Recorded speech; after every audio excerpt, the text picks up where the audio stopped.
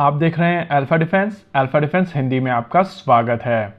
आज के इस वीडियो में हम लोग बात करने वाले हैं इस फोटोग्राफ के बारे में जिसमें आपको एक LCA तेजस मार्क 1A दिखाई दे रहा है। अगर आप इस फोटोग्राफ को ध्यान से ऑब्जर्व करेंगे तो आपको समझ में आएगा कि इसका टेल नंबर है LA5051। तेजस मार्क 1A एयरक्राफ्ट की अगर बात की जाए तो इनका टेल नंबर शुरू होता है LA5033 से और उस हिसाब से ये 19th एयरक्राफ्ट है जो कपल हो चुका है। देखिए, ये कॉन्सेप्ट हम लोग पहले भी कई बार डिस्कस कर चुके हैं, लेकिन कंटिन्यूटी को ध्यान में रखते हुए इस वीडियो में दोबारा से इसको ब्रीफली टच कर लेते हैं। आमतौर पर आप फाइटर जेट्स को टुकड़ों में बनाते हैं, जैसे कि frontal fuselage, centre fuselage, rear fuselage, wings, tail fins, rudders, और फिर इनके अंदर कंपोनेंट्स को डालकर एक दूसरे के साथ में कनेक्ट करते हैं। और जब ये कनेक्शन सेट हो जाते हैं और चीजें बिल्कुल परफेक्टली वर्क करती हैं, तो पूरे एयरक्राफ्ट को जोड़ दिया जाता है, जिसको कपलिंग कहा जाता है। कोई भी एयरक्राफ्ट अगर मैन्युफैक्चरिंग के दौरान कपलिंग स्टेज पर पहुंच जाता है तो आप उसको ऑलमोस्ट कंप्लीट मान लेते हैं। यहाँ पर यह फोटोग्राफ सजेस्ट करती है कि लगभग 19 एयरक्राफ्ट इस समय बनकर पूरी तरीके से तैयार हैं। हालांकि जब हम लोग पूरी तरीके से बने हुए एयरक्राफ्ट के बारे में बात करते हैं तो उनको समझना जरूरी है। एक पूरी तरीके से कपल हुआ एयरक्राफ्ट मैन्युफैक्चरिंग स्टैंड पॉइंट से कंप्लीट है,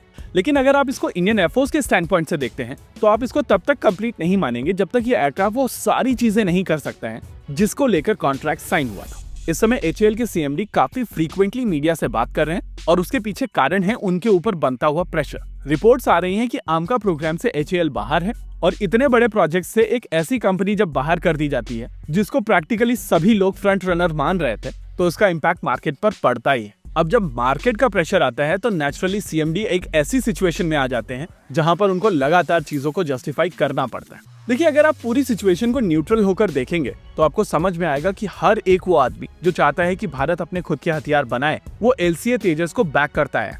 एज सच ये प्लेटफॉर्म आज जिस लेवल पर पहुंच चुका है उसको बैकिंग की आवश्यकता है, लेकिन एज अ मैन्युफैक्चरर HAL की यहाँ पर कुछ रिस्पॉन्सिबिलिटीज थी जो उन्होंने पूर्ण नहीं की। देखिए, जब तक परेशानी इंजन से रिलेटेड थी, हम में से ज्यादातर लोग ये चीज समझ रहे थे। मिसाइल फायरिंग के दौरान जब परेशानी चल रही थी तो स्टार्टिंग से ही हम लोग ये चीज मेंटेन करके चल रहे थे कि इससे मैन्युफैक्चरिंग स्पीड पर किसी भी तरीके का प्रेशर नहीं आएगा। और आज अगर हम लोग इस 19वें एयरक्राफ्ट की फोटोग्राफ देख रहे हैं तो वो इंडिकेट करता है कि एक्चुअली मैन्युफैक्चरिंग के ऊपर बहुत ज्यादा इम्पैक्ट नहीं आया है। अगर चीजें सही रही तो अगले फाइनेंशियल ईयर में HAL यहाँ पर कवर अप कर सकता है, लेकिन परेशानी ये है कि अभी भी इस एयरक्राफ्ट में कुछ कमियां बाकी हैं जो HAL अपने खुद के स्टेटमेंट में एक्सेप्ट कर चुका है। लेकिन फिर भी उनकी तरफ से कहा जा रहा है कि वो भारतीय वायुसेना को 5 एयरक्राफ्ट डिलीवर कर सकते हैं और ये डिलीवरी मार्च में की जा सकती है। देखिए, HAL की तरफ से कोशिश की जा रही है कि वो भारतीय वायुसेना से बात करें और मार्च में इन 5 एयरक्राफ्ट को भारतीय वायुसेना को डिलीवर करें, जिसको लेकर एक फंक्शन या एक छोटा सा इवेंट किया जा सकता है।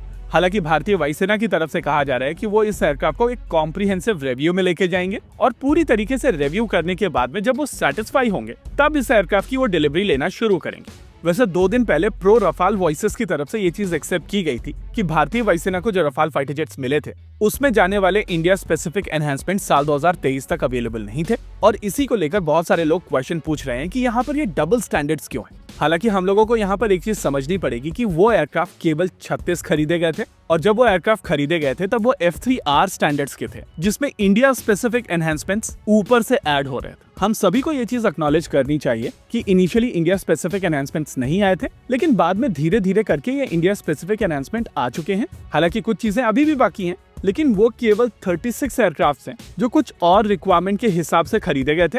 लेकिन अगर तेजस मार्क 1A की बात की जाए तो भारतीय वायुसेना की तरफ से इसके 180 का ऑर्डर प्लेस किया गया है, और इंक्रीमेंटल चेंज, रिफाइनमेंट, ये सारे प्रोसेस IOC और FOC स्टैंडर्ड के एयरक्राफ्ट तक ही लिमिटेड था। मार्क 1A एक स्पेसिफिक स्टैंडर्ड का एयरक्राफ्ट है और यहाँ पर टेक्नोलॉजी कंसोलिडेशन हो रही है। यानी कि अगर मेकर्स यहाँ पर टेक्नोलॉजी कंसोलिडेट नहीं कर पा रहे हैं, स्पेसिफिकली ये चीज ध्यान में रखते हुए कि इनिशियली 83 तेजस में उत्तम ऐसा नहीं आ रहा है और न ही स्वयं रक्षा कवच का प्रयोग किया जाएगा। यहाँ पर इजरायली रेडार और इजरायली इलेक्ट्रॉनिक वॉरफेयर स्वीट ही यूज किए जा रहे हैं। ओवरऑल इन थ्योरी जो चीज लगभग 6 महीने पहले हम लोग सेलिब्रेट करते, उसको लेकर भी यहाँ पर क्वेश्चंस बने हैं, क्योंकि जिस तरीके के ट्रैक रिकॉर्ड के साथ में चीजें डिलीवर की गई हैं HAL की तरफ से, या कहें डिलीवर नहीं की गई हैं, उसको ध्यान में रखते हुए ये फोटोग्राफी बहुत ज्यादा एक्साइट नहीं कर रही। इसी के साथ आज के इस वीडियो में रखते हैं केवल इतना ही। वीडियो को अंत तक देखने के लिए धन्यवाद। देखते रहिए अल्फा डिफेंस। जय हिंद।